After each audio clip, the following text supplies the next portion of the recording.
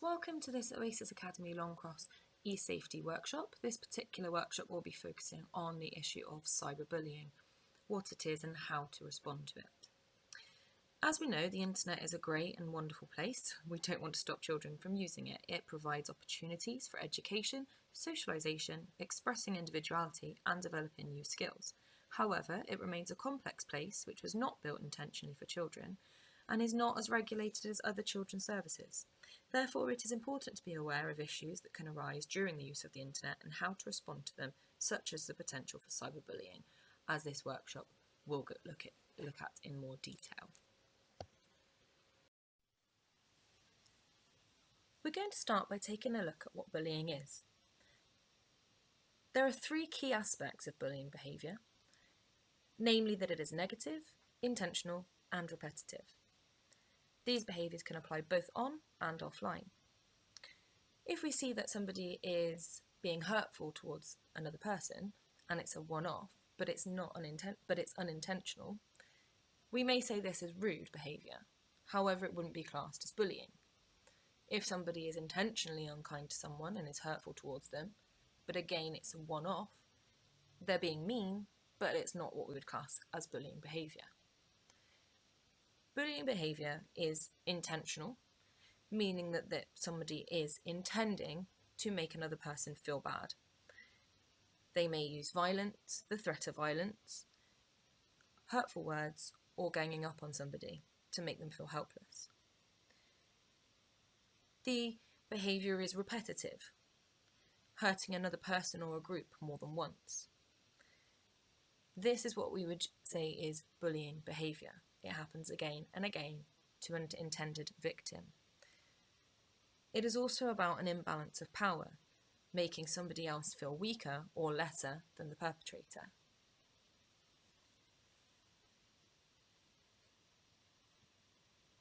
As the digital world has evolved, so has bullying, which can now happen not only face-to-face, but over the internet. This is what is known as cyberbullying. We'll go into what this is in detail on the next slide.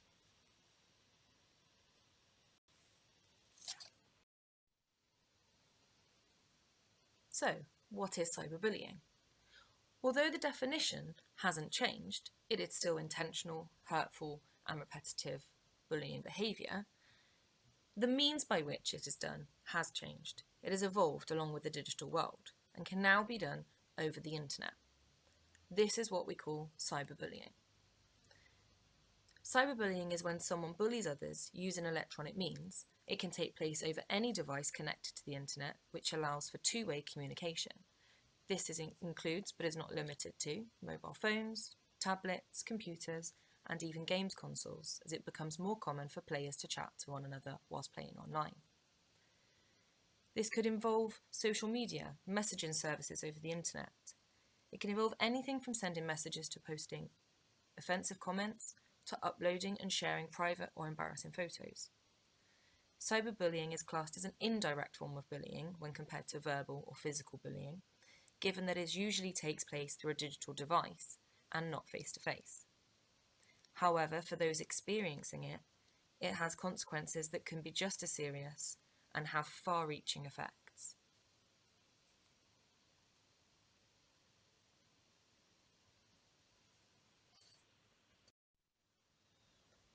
So, we've already talked a little about the forms cyberbullying can take, but we're going to go into a little bit more detail now on the kinds of behaviours and the context of cyberbullying.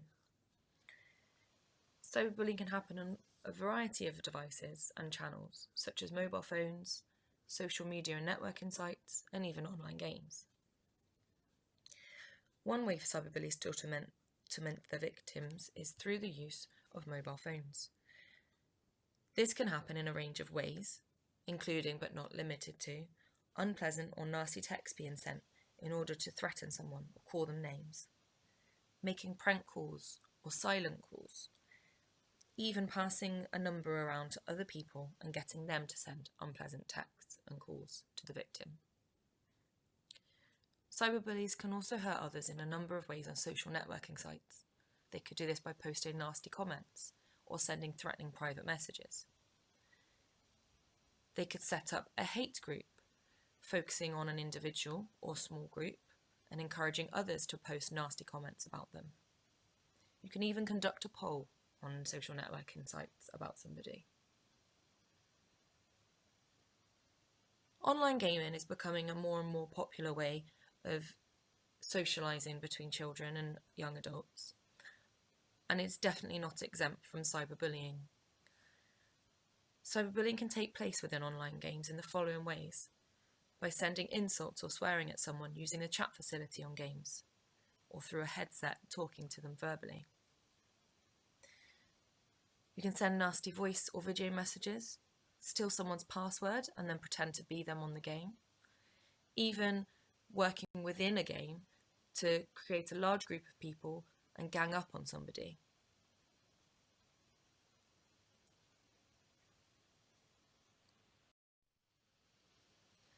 There are also other methods of cyberbullying, some of which are listed here. I'll give you a chance now to have a read of those yourself.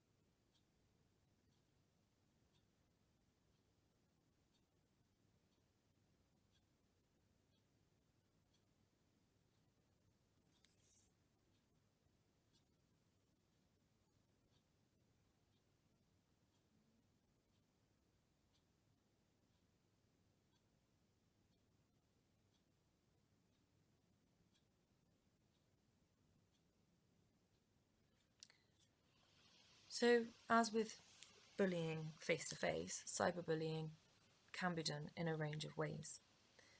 But the main difference to note between offline bullying and cyberbullying is that it is much harder to escape, as the bullies are with you wherever your connected device is. Children often check their devices throughout the evenings and sometimes even during the night. This gives bullies almost 24-hour access to their victims. A large audience can also be reached instantly, with messages, photos shared quickly via instant messaging and social media. Audiences can even grow to people that you do not know. It can provide anonymity, with people often doing and saying things online that they wouldn't say in real life, and can do so anonymously. It's also harder to police online, especially on social media. Therefore, it's important to bear in mind that if somebody is a victim of cyberbullying, at times there can feel like there is no escape for them.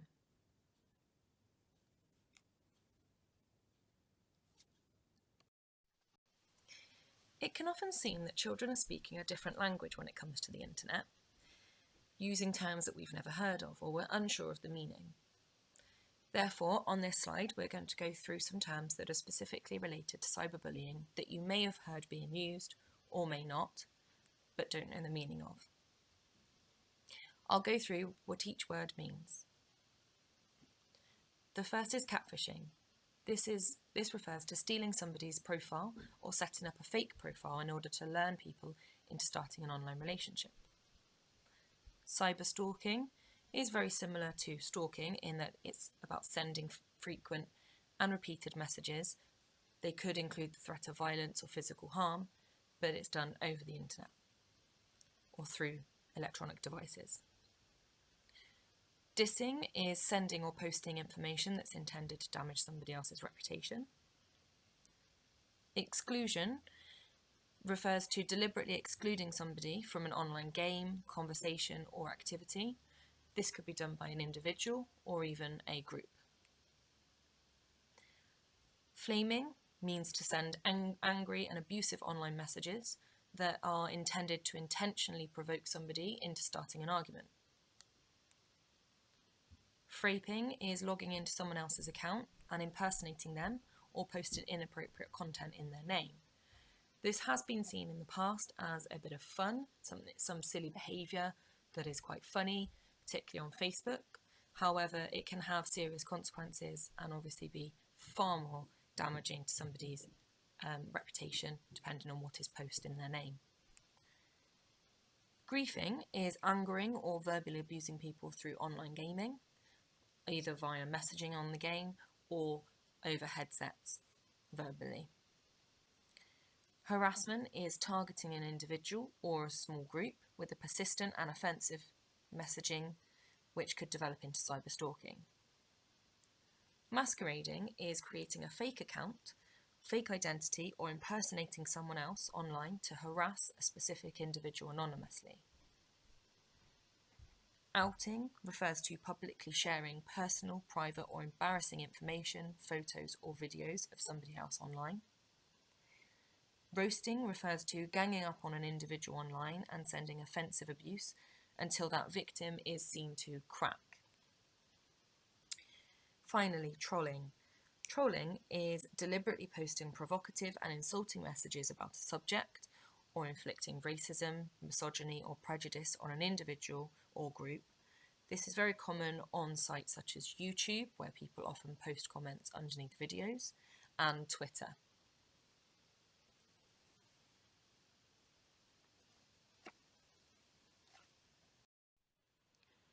Now that we hopefully have a better understanding of what cyberbullying is and what it could look like and how it can happen, we're going to look at some of the things that you can do at home to help protect your child from cyberbullying.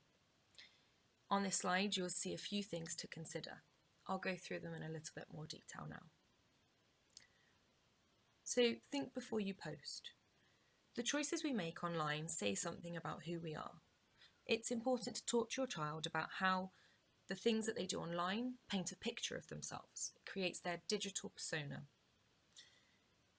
If they are not happy to wear something on a t-shirt, then maybe they shouldn't post it online. Being share aware. This is about talking to your child about the risks of sharing things online. For example, identifying where they live or go to school and what people online might do with that information. Talk to them about the risks that there might be of sharing personal thoughts and feelings, and help your child stay safe on social networking sites, apps, and games. Limit their time online. You could do this by potentially setting up a family agreement. There is some more information and a version of a family agreement on ChildNet. The link for this is on the side at the bottom.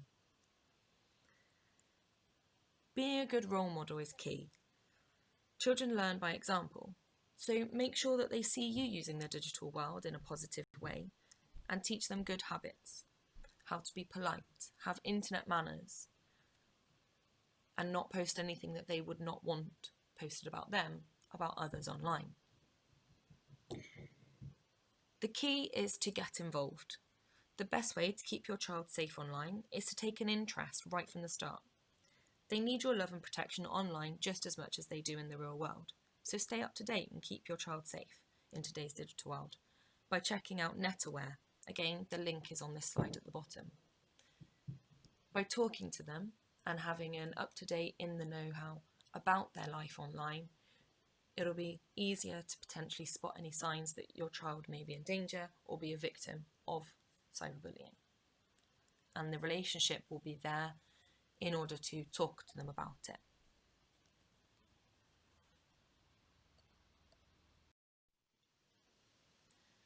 Cyberbullying can affect anyone at any time in any place.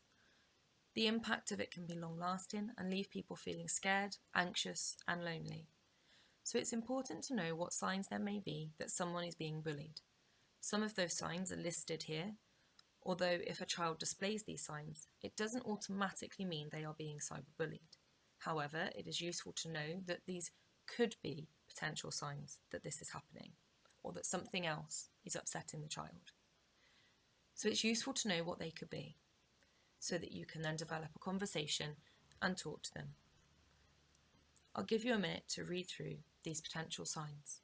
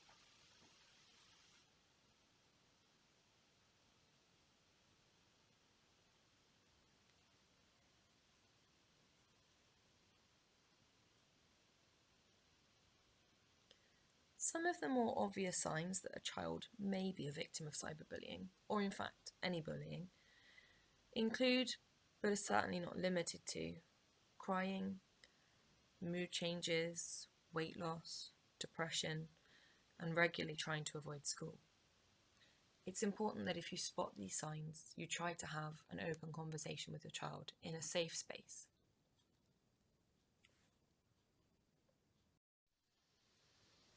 If you believe that your child may be being cyberbullied, or you've had a conversation with them and discovered that they are being bullied online, then there are a number of things that you as a parent can do to help them. We'll go through some of those do's and don'ts here, but the most important thing is to stay calm and be supportive. Definitely speak to your child's teacher in the school to see if there's anything else they can do to help and support you with this.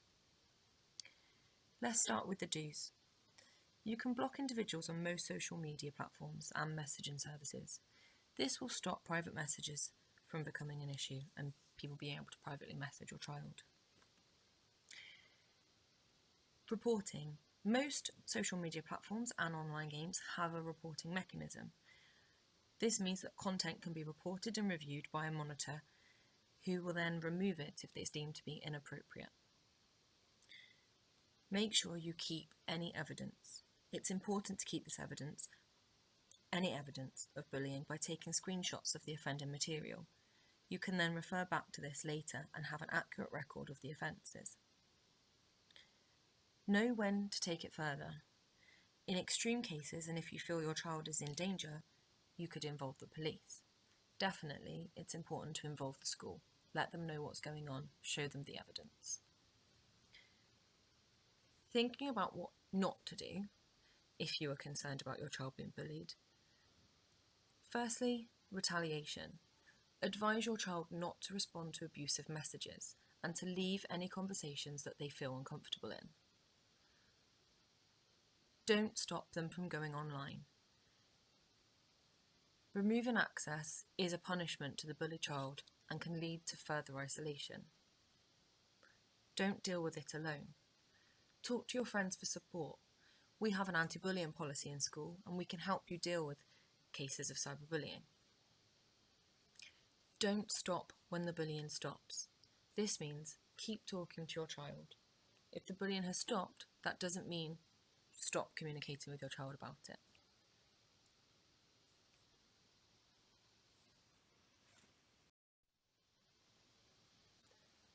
There is never any justification for cyberbullying, and those who display bullying behaviour need to be held to account for their actions. However, it can be useful to try and understand some of the factors that may lead young people into bullying others. For example, they may be struggling with some personal difficulties and using it as a coping mechanism. They may blame their target for provoking them in some way, or they could be replicating behaviours they have experienced themselves. There are many factors that can contribute to the way people behave, and this is just a few of them. However, none of them are an excuse for the behaviour, but they may help you to understand how a person is feeling and why, which could in turn help you to address the behaviour and help them to do something about it.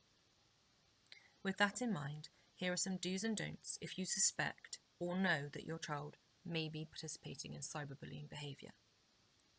We're going to start with the do's. Find out why.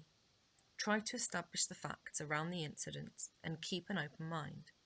Think about areas of your child's life that may be causing them anger or distress and leading them to express these feelings online. Talk it through with them. Talk to them about that blurred line between uploading and sharing content because it's funny or might get lots of likes versus the potential to cause offence or hurt to others. Tell them that bullying others online is unacceptable behaviour, that it could get them into trouble with school or even the police, and that they could end up losing their friends. Most importantly, stay calm. Bullying is very emotional. Try to keep calm and not get angry with them to establish a safe environment for discussing the issues. Teach by example. Model and encourage positive behaviour in your child and praise them as they take this on board through their online use. Learn from it.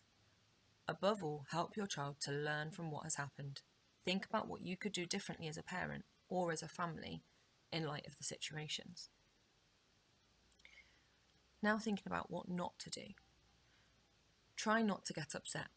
Stay calm when discussing it with your child and try to talk to other adults to work through any emotions you have about the situation. Do not ignore it. Take the situation seriously and don't blame someone else. As a role model, it is best to show your child that taking responsibility for your own actions is the right thing to do. Do not condone it.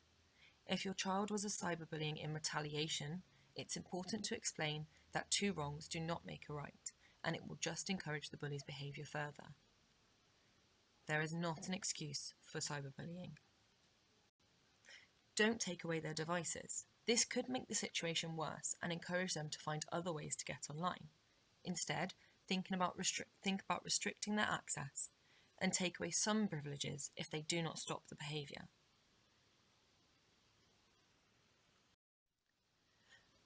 Thank you for listening.